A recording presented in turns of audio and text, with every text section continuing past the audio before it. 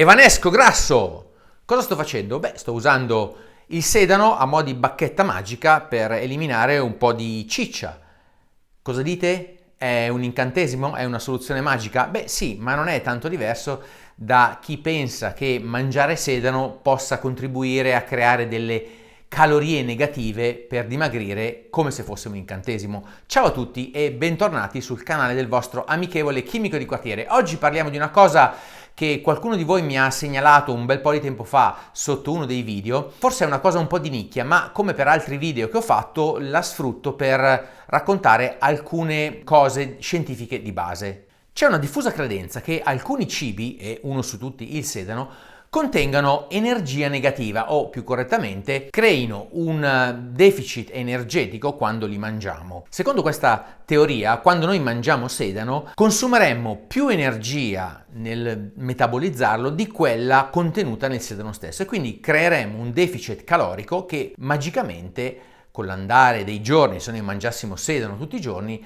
ci farebbe dimagrire senza cambiare nient'altro della nostra dieta. Il sogno di chiunque voglia dimagrire, perdere peso magicamente senza fare nessun sacrificio di eliminare o cambiare il proprio regime alimentare, semplicemente aggiungendo un ingrediente che sembra magico. Ma è vera questa cosa? Beh, prima ho bisogno di spiegare un paio di cosette. Il cibo che noi mangiamo contiene delle calorie, che è una misura dell'energia contenuta che noi possiamo sfruttare per i nostri scopi. I carboidrati contengono 4 kcal per grammo, i grassi contengono 9 kcal per ogni grammo, le proteine 4 kcal per ogni grammo e l'alcol 7. È energia che quando la liberiamo, quando mangiamo il cibo, ci serve per vivere, per muoversi, per scaldarsi, per sintetizzare nuove molecole, per fare tutta una serie di funzioni. È quello che si chiama il metabolismo energetico.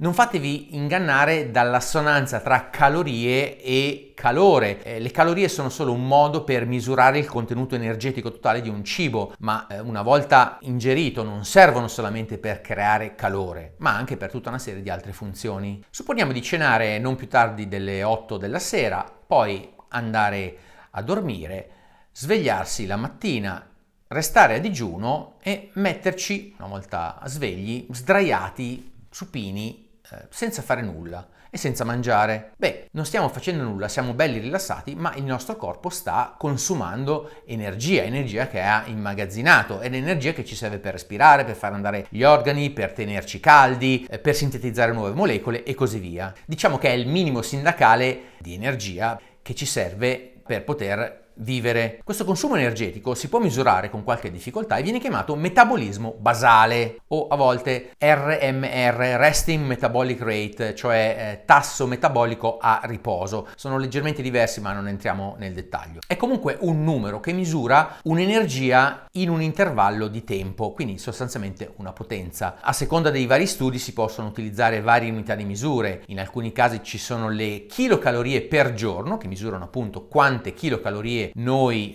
utilizziamo durante una giornata intera, oppure negli studi che vedremo, per esempio i kilojoule per minuto, dove si va a vedere proprio come varia il metabolismo istante per istante. Allora, quello che si osserva sperimentalmente è che questo metabolismo, questo consumo di energia varia se noi facciamo varie cose, ovviamente. Certo, se mi metto a correre questo varia, ma varia anche se io sto fermo, tranquillo e mi metto a mangiare qualche cosa. Si vede sperimentalmente che quando mangio, quando metabolizzo del cibo, il metabolismo aumenta un pochettino. L'analogia non è perfetta, ma immaginate in questo contesto il nostro corpo come il motore di un'automobile. Beh, quando noi schiacciamo l'acceleratore, il motore consuma più carburante. È un effetto che nel nostro corpo si chiama termogenesi, in particolare termogenesi dovuta alla dieta o al cibo. Gli esperimenti mostrano che l'aumento del metabolismo medio per un pasto tipico è circa del 10%, cioè il nostro corpo aumenta il proprio consumo energetico del 10% delle calorie che noi stiamo metabolizzando col cibo. E questo perché serve energia per spezzare le molecole, serve energia per immagazzinarle temporaneamente perché magari non dobbiamo usarle subito, serve serve energia per sintetizzare altre molecole che servono per il metabolismo e così via. Quindi il nostro corpo consuma un po' dell'energia che gli diamo. L'effetto è un po' diverso a seconda dell'alimento ed è comunque proporzionale alla quantità totale di energia che noi ingeriamo. Ci sono alcuni macronutrienti che sono molto facili da assimilare, quindi il nostro corpo non spreca praticamente energia, come per esempio i grassi. Vi metto poi un link in descrizione di un articolo che, se volete, lo potete leggere per approfondire l'argomento. Comunque i grassi consumano dallo 0 al 3% delle calorie che noi ingeriamo, i carboidrati un po' di più, dal 5 al 10%, le proteine ancora di più, dal 20 al 30% e l'alcol dal 10 al 30%. Però per adesso tutto quello che ci interessa sapere è che se noi ingeriamo sotto forma di cibo 100 kcal, in realtà una parte di queste chilocalorie vengono consumate nell'atto stesso di mangiare. Tornando al sedano, allora, ma potrebbe magari essere il caso che il consumo che il nostro corpo fa nel metabolizzare il sedano è addirittura superiore alle energie contenute dal sedano stesso? In questo caso veramente l'assunzione del sedano porterebbe a un deficit calorico, a quello che a volte viene chiamato impropriamente cibo a energia negativa o calorie negative. Andiamo allora a cercare con Google Scholar, come già vi ho fatto vedere nel video sulla dieta dei gruppi sanguigni, se qualcuno ha fatto uno studio a riguardo, e cerchiamo Celery Negative Energy, per esempio. Ed ecco qui che salta fuori un articolo dal titolo inequivocabile che si chiama "Esplorando il mito, mangiare sedano porta a un bilancio energetico negativo?". È uno studio sperimentale dove hanno preso 15 giovani donne, la sera hanno cenato non più tardi delle 8, sono andate a dormire e la mattina a digiuno gli scienziati hanno misurato il loro metabolismo basale e il valore a riposo variava tra circa 1300 a 1900 kcal per giorno, con una media attorno a 1600 kcal per giorno. Vedete come varia il metabolismo tra persone diverse, anche della stessa età più o meno, ma ne parleremo un'altra volta. A questo punto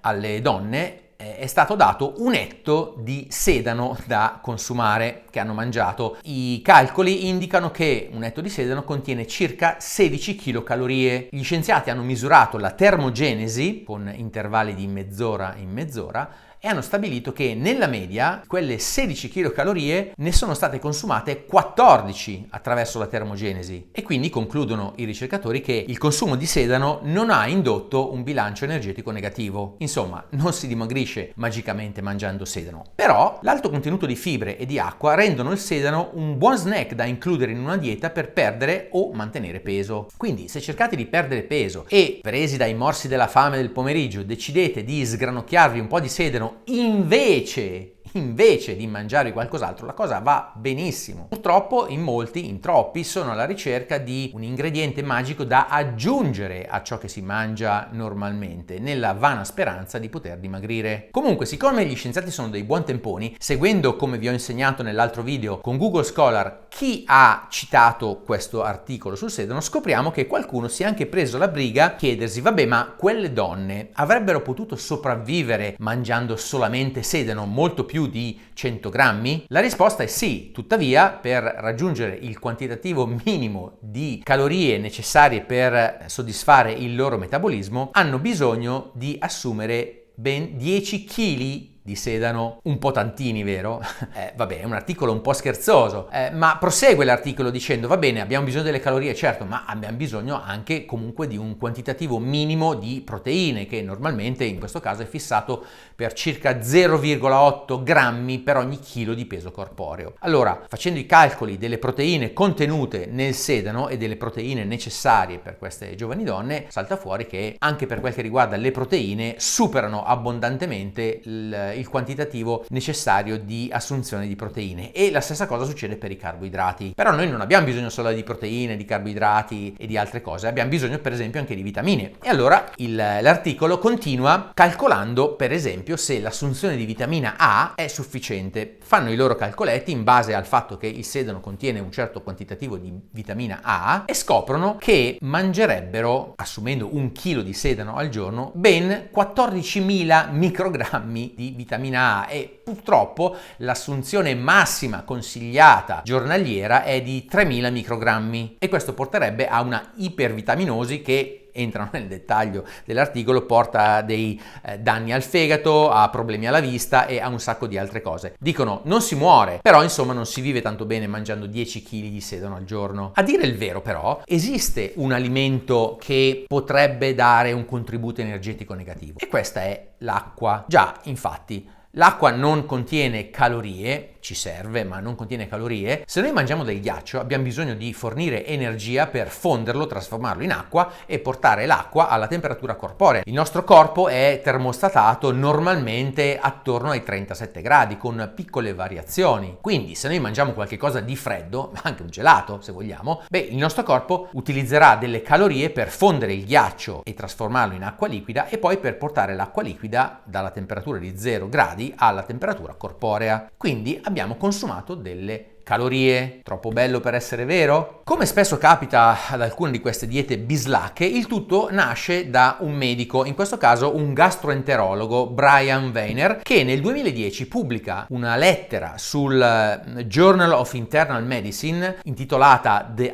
Ice Diet, cioè la dieta del ghiaccio, in cui fa notare questa cosa. Lui dice: ma ho notato una volta mentre stavo mangiando un gelato che nessuno parla mai delle calorie che servono per fondere il ghiaccio e portarlo alla nostra temperatura corporea. Quindi in realtà lui dice le tabelle nutrizionali di questi prodotti non sono corrette. Da lì il suggerimento a mangiare ghiaccio e dice testualmente: queste osservazioni suggeriscono che il consumo di grandi quantità di ghiaccio possono portare a un deficit calorico rilevante e può essere usato in una dieta per aiutare a ridurre di peso. Ha scritto un libro e in breve tempo, qualche anno fa, è diventata la dieta di moda dei divi di Hollywood. Adesso facciamo un po' di calcoletti, un po' a spanne, ma va bene. Supponiamo di mangiare 1 grammo di ghiaccio tolto dal nostro freezer, cioè normalmente a meno 18 gradi Celsius. Dobbiamo prima scaldare nel nostro corpo questo ghiaccio per portarlo a 0 gradi Celsius. Per questo servono 9 calorie. Poi dobbiamo fonderlo per trasformare a 0 gradi il ghiaccio in acqua liquida. Durante tutta questa trasformazione la temperatura non varia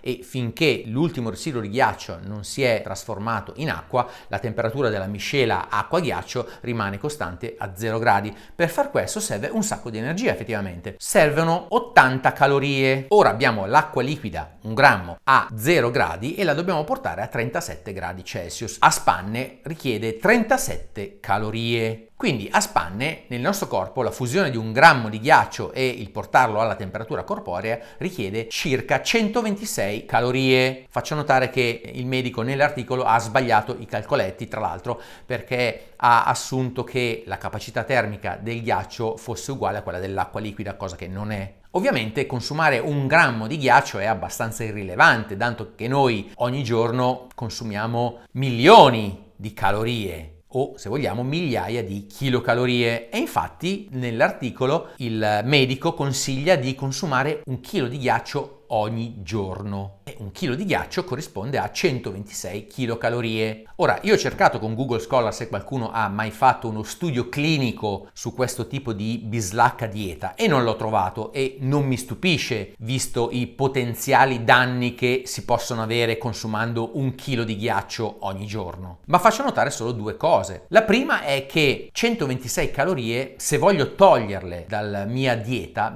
posso semplicemente eliminare la misera quantità di 14 grammi di grasso al giorno, quindi una quantità che non è assolutamente difficile da togliere. La seconda cosa che faccio notare è che in realtà non è affatto detto che il nostro corpo si metta a bruciare del grasso ulteriore per produrre calore che dovrebbe servire a fondere il ghiaccio che noi mangiamo. Noi dissipiamo calore in varia maniera durante tutta la nostra giornata, durante tutta la nostra vita, e quindi potrebbe in teoria benissimo essere utilizzato una parte di quello, per esempio, che quindi è già stato prodotto per fondere il ghiaccio. Oppure il nostro corpo potrebbe decidere, non lo so, di ridurre di qualche frazione di grado tutta la nostra temperatura corporea e sfruttare quel calore per fondere il ghiaccio, oppure in qualche altra maniera che non sappiamo. Quindi non sperate di dimagrire mangiando ghiaccio. E mi stupisce che nessuno abbia mai pensato di unire le due diete, e quindi lo faccio io, credo per la prima volta. Quindi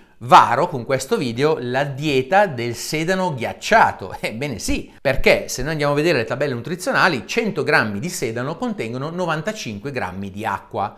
Allora, cosa succede se noi mangiamo 100 grammi di sedano direttamente dal freezer? Beh, visto che un grammo di ghiaccio nel nostro corpo richiede 126 calorie, per come ho detto prima, allora un etto di sedano richiederà circa 12 kcal, che aggiunte alle 14 kcal di cui parlava l'articolo precedente, fa un totale di 26 kcal consumate per mangiare il nostro etto di sedano. Siccome il sedano, abbiamo visto, contiene solamente 16 kcal, ecco che abbiamo creato davvero un deficit energetico di 10 kcal. E se vogliamo fare qualche cosa di impatto, beh, perché non mangiare 1 chilo di sedano ghiacciato al giorno? In questo modo creeremmo un deficit calorico di 100 kcal. Adesso vado a scrivere subito un nuovo libro che diventerà un nuovo bestseller, lo farò pubblicizzare su Instagram da un po' di influencer